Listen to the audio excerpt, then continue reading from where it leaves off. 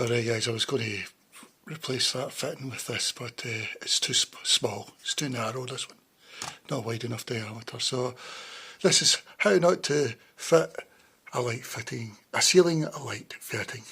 I'd switch the ceiling lights off on the fuse box, or however you switch them off, I don't know. If you've got a fuse box, make sure you switch lighting off. This is the ceiling lights only. Take photos of the cabling before you take it off. You can put it in your phone or whatever. Just looking at it. You've got 2 get into the earth, 3 get into the neutral, 3 get into the 5.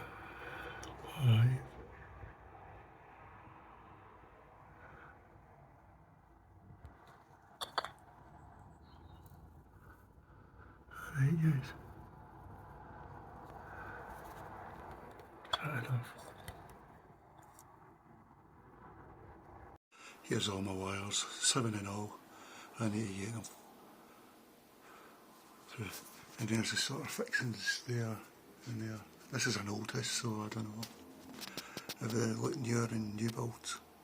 I should paint round it now, but I've left it too late and it's going to get dark soon. I want to film this in daylight. I've got all the wires through, 7 counted.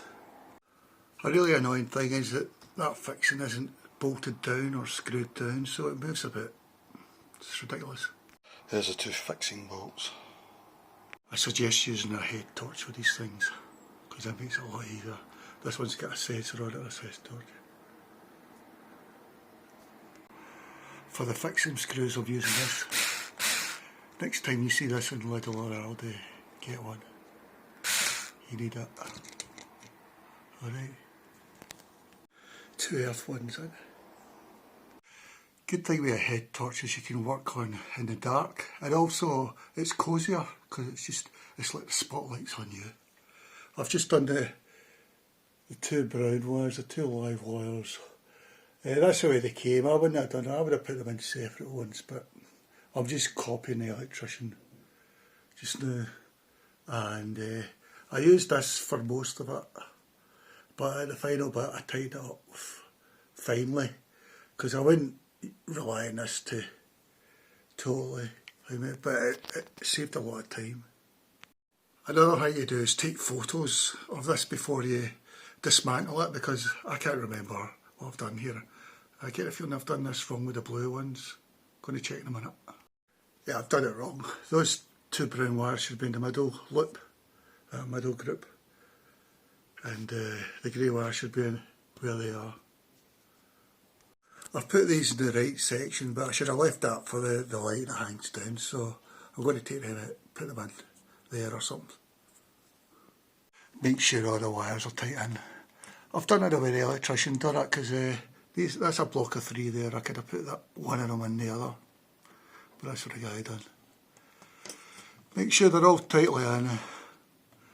That's your live one really, I think, or is it? These are lip ones, to keep the loop going. Earth. Alright guys, they're blocks of 3 blocks.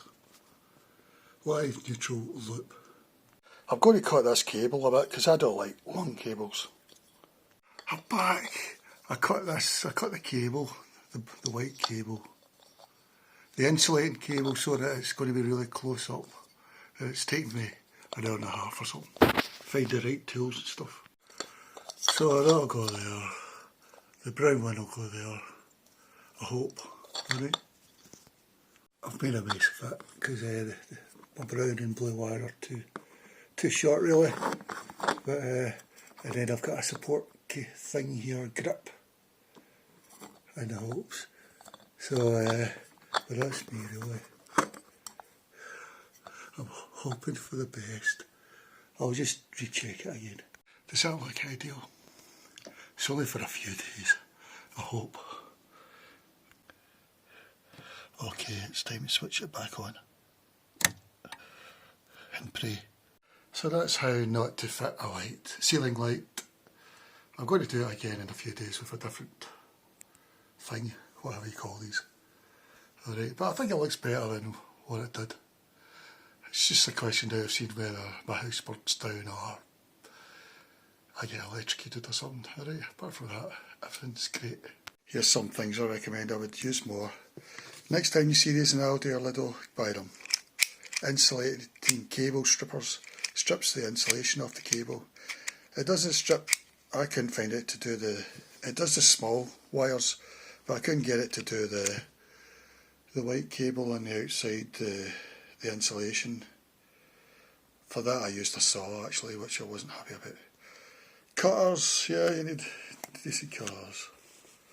Not unless there's some sort of tool that does both of it, a 2-in-1 tool. Pliers, you know, that sort of thing. And crucially, head torch with a sensor on it. And the sensor lets me wave it so I can switch it on and off. It's flat at the moment, the battery's flat, so I can't show you.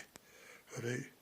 One good thing about ceiling lighting is that even if you have to switch your fuse box ceiling lights off, you could use table lights if you're in the dark. But I would suggest a head torch. Always have a head torch about for jobs like this. And remember to keep taking opportunities to shrug your shoulders, stretch. At every instance you've got a chance, because you'll get all squashed up. Looks better anyway. Let's ban ceiling roses. Let's ban ceiling roses. 2 fixing holes in the middle. I'd say about 2 inches apart. So I'm saying 5 centimetres because I did 2 inches. So that's the 2 fixing holes. 1, 2. Across it's about 8 centimetres. I'm guessing they might use 3 centimetres as the thingy, because it's all built over the old measurement system. So this is for a living room probably.